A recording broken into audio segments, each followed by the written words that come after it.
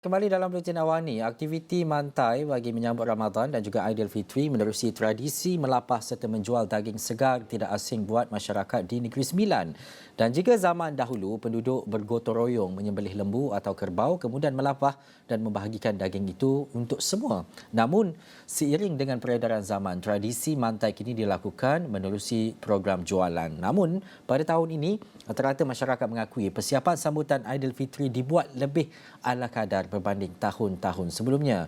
Dan untuk mengetahui lebih lanjut terus bersama Wakil Esra Awani Syuhada Abdul Kadir yang kini berada di belakangnya adalah daging yang mungkin sudah sedia untuk dibuat rendang dan sebagainya. Tetapi apa yang menarik sebenarnya Syu berkaitan dengan mantai di Negeri Sembilan ini? Baik San, sudah pasti bila menjelang Aidilfitri ini semua umat Islam akan sibuk melakukan persiapan dan juga pelbagai bentuk persiapan yang lazimnya dilakukan setiap tahun mengikut tradisi negeri masing-masing. Dan kalau di Negeri Sembilan contohnya tidak asing tradisi mantai dilakukan di Negeri Sembilan, yang mana kalau pada zaman dahulu tradisi mantai ini dilakukan secara gotong royong, yang mana penduduk-penduduk di sebuah kawasan akan bergotong royong melapah daging dan kemudian mereka akan agihkan ke rumah-rumah di kawasan berkenaan ataupun mereka akan masak bersama-sama bagi menyambut Aidilfitri. Tetapi pada masa kini senario itu mungkin dah berubah.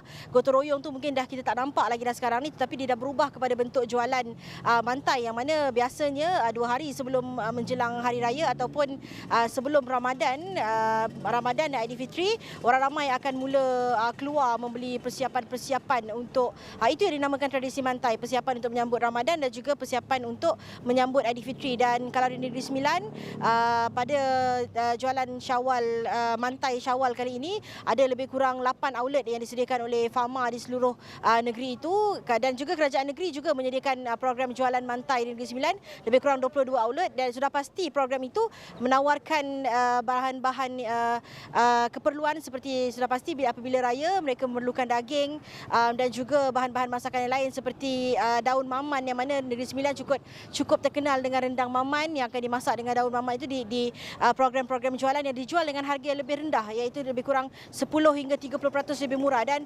sebenarnya pada semalam saya berada di Port Dickson dan pada pagi tadi saya berada di Pasar Tani Kekal di Paruh, yang mana memang boleh dikatakan memang orang ramai dah buat persiapan lebih awal. Yang mana kita pun ramai juga tertanya-tanya sama ada raya akan jatuh pada Sabtu ataupun besok. Jadi kalau biasanya orang akan buat persiapan itu sehari ataupun 2 hari sebelum, tetapi kalau pada sebelah pagi tadi memang dah sangat padat, orang ramai dah mula keluar membeli barang-barang keperluan untuk masak juadah pada pagi raya itu, Ihsan. Tetapi apa yang dikongsikan oleh mereka adalah walaupun mereka keluar membeli mereka mungkin berbeza sikit pada tahun ini, kerana kalau dulu mereka boleh beli di mana-mana sahaja. Kerana kalau Ihsan berada di Negeri Sembilan pada sebelum Aidilfitri, pada tradisi mantai akan ada banyak ruang ataupun kawasan-kawasan yang menjual daging-daging di tepi-tepi jalan. Tetapi kali ini sedikit berbeza kerana mereka mencuri peluang untuk beli dengan harga yang jauh lebih murah yang disediakan oleh kerajaan negeri dan juga Fama, yang diselaraskan oleh Fama. Mereka mencari daging-daging yang lebih murah kerana banyak faktor, Ihsan, sebenarnya. Antaranya adalah kos hari hidup. Jadi itu mendesak mereka untuk membeli barang yang lebih murah, dan sudah pasti kata mereka tahun ini mungkin persiapannya sedikit ataupun lebih ala kadar berbanding tahun-tahun sebelum ini, Ihsan.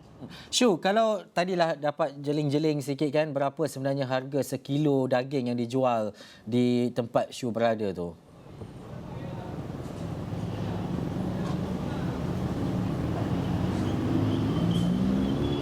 Syu, dapat dengar saya? Ya.